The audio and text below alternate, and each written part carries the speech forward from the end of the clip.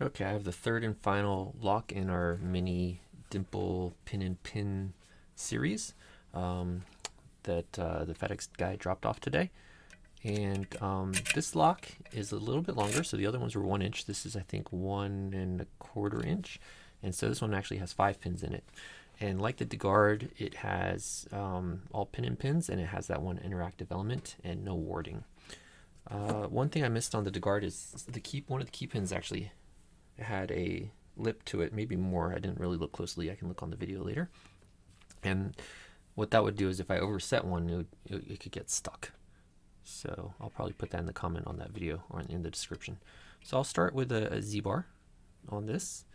And like the other ones, I'm going to use a flag and try to go for the outers first and then go for the inners. All right, so the first one, which I think is our interactive one, is springy. The second one appears to be binding, so I'm going to try to just lift the outer, but if you lift the inners, you can always drop them fairly easily, unless they have like a torpedo or a security pin to them. All right, so the second one gave me a little bit of a false set. Third one appears springy. Fourth one appears to be binding and giving me counter rotation. There, so it dropped back down, or the false set dropped back in, so the fourth pin feels set. Fifth pin having a hard time getting under, is giving me counter rotation. And there, that's the fifth pin. So now I haven't set 1 and 3, so maybe it's one of those. Let's see. Pin 1, no. 2. Pin 3. Is that 3? Pin 2. Ooh. Pin 3. Okay, pin 3. There we go. Pin 3 gave me a little counter rotation, then set. Now is it pin 1? So I'm picking from the right side and pushing down tension on left, which is bad because now if I lift pin 1, the rotation of the pick could give me a sense of counter rotation, which I was getting there, but let me do it on the warding. So if I do that, I'll get a sense of counter rotation just from the pick. So a lot of times, if you're not sure, go from this side, then you're turning with the tension, and if you still feel counter rotation, that is the spool causing that rather than your pick's rotation. So I just got a little bit of counter rotation out of 1, and I set the spool number 1. I'm gonna drop off the tension a little. That will just let any inners that were overset or whatever drop back down. I don't know if I'm on the inners yet because I don't have that big of a false set right now. So I'll just go through and I'll feel what I got going on. Outer on 1 seems okay. 3, 4. Oh, okay. Everything. I was gonna say they feel really high. All right, I'm feeling the inner on number 5. Inner on number 4. 3's way up there. Inner on 2. Okay, I got something when I did touch the inner on 2. I got a little bit more plug rotation. Inner on 4. Oh, that was inner on 5. Inner on 5. Inner on 4. At this point, I'm thinking that this pick is too wide to fit inside of the outers to touch the inners. So I'm going to go to this thinner multi-pick that I have here. 2, 4, 5. No, nothing. And I did, okay, I'm feeling something on 2. Okay, I dropped into a deep false set once I did that. Let's see, pin 1. No. 2, I just did. 3. Okay, 3 is, I think this is 3 or 4. It's dropped all the way down to the ground and binding. I got under it and lifted up some. I think this is 5. Feels like it's down to the ground. Oh, I'm feeling I just overset 5. It kind of gave me some. Although, let me see. You know, I keep pausing my thoughts. I'm gonna let off, and I heard something drop, and that I think I overset 5 when I was doing that because it hard to explain the feeling. When I lifted it, I felt a little bit of counter rotation and it just stuck there. So I felt like I overset 5. So letting go of the tension, I think just dropped probably 5. I think this is, all right, I just slid under and we're open. So that worked. I had to let go of the tension, drop that down, and I was able to slide under and get it open. So let's go ahead and take a look inside of this. I haven't looked in it yet. Just some autofocus on that.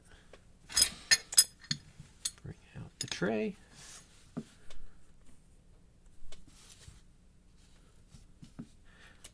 So I have a feeling that DeGuard and HQ Lock are the same company because the boxes are identical. The keys are identical except the bow is a little different. They're both the same gray plastic.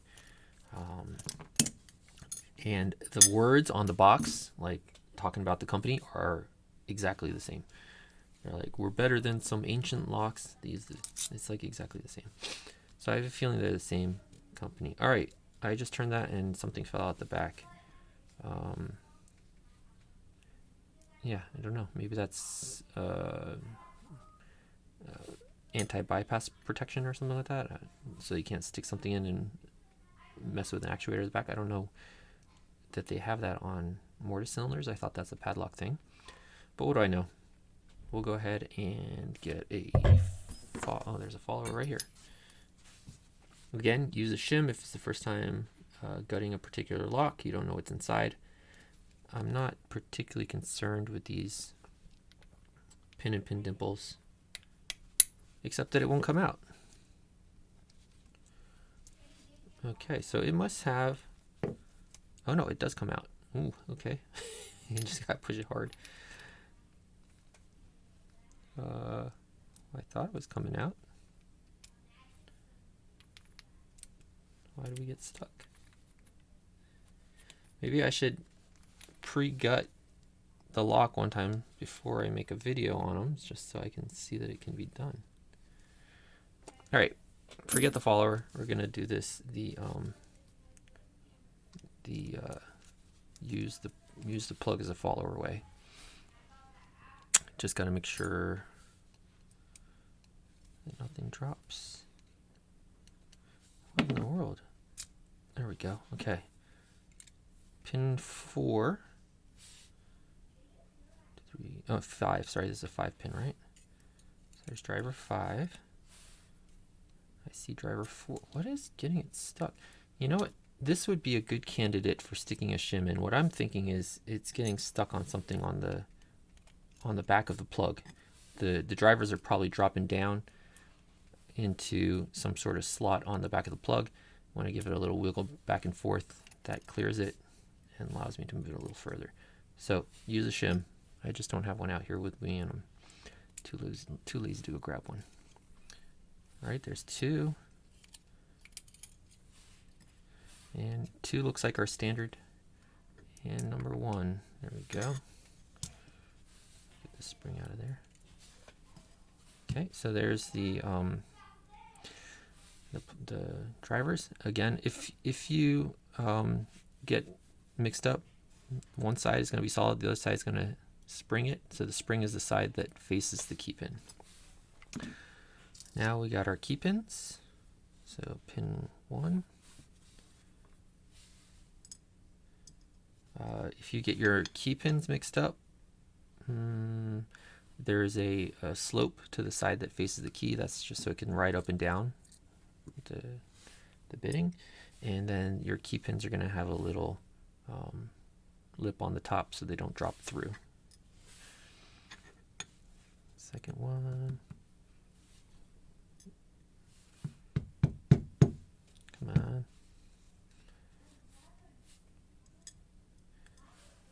Third one.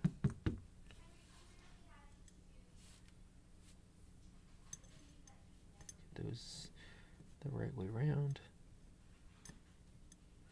Fourth one.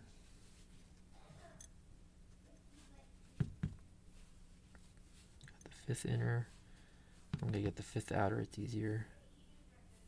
Okay, that one has a lip like I was talking about earlier. And that one does too. Okay, so there Oh, so the interactive is actually on the second pin in this one. You can see the little spring element there. What that's going to do is there's an interactive here on the second one, and that spring's going to push up on the bottom of it, and that will allow that little interactive element to, I don't know if I can focus on that. That little interactive element clears the top of the key. So it goes higher than the top of the key, which allows it to push that key pin higher than the key could push it, right? So it goes up higher than the key. So if you have something that only pushes to the height of the key, like a key blank that doesn't have that interactive piece in it, like if you're impressioning it with a key blank or something, you would never be able to lift that pin high enough. Then let's look at the pins themselves. These three have spools. These four have spools, so that's where we see the counter rotation. This one's a standard that keeps the lock, when it's locked, it keeps it in one single position. If they were all spooled, the lock would be able to go back and forth inside that spool, and if it was off center, the pins wouldn't be able to travel up and down properly, and you wouldn't be able to get a key in and out. So they include one standard to make sure that it locks at rest. Then these key pins here, they're torpedo shaped like that, and what that does is if you overset this, that lip will catch and not allow the key pin to drop back down past the shear line. So these are protection against oversetting. Doesn't look like we have any security features on the inners. So that is which one is this one? The HQ lock high security. It is, I think, 1 1/4 inch. Could be 1 1/8 inch. I think it's 1 1/4. Yeah, it looks like it's 1 1/4, or maybe 1 1/8. Anyways, it has 5 pins, and I'll put in the description if it's 1/8 and 1 1/4. All right, that's the end of this little series. Thanks. Bye.